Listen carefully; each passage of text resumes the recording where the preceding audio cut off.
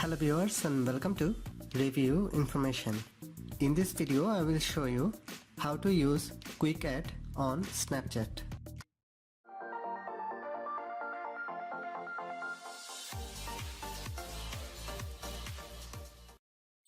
Open Snapchat from your apps list.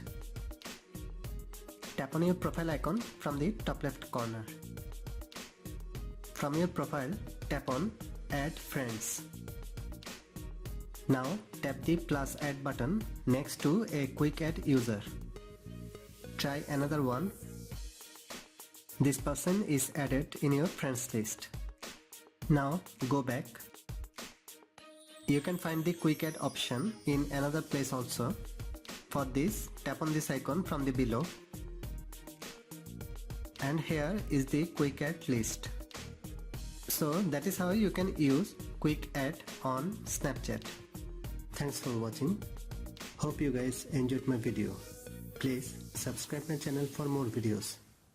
Goodbye.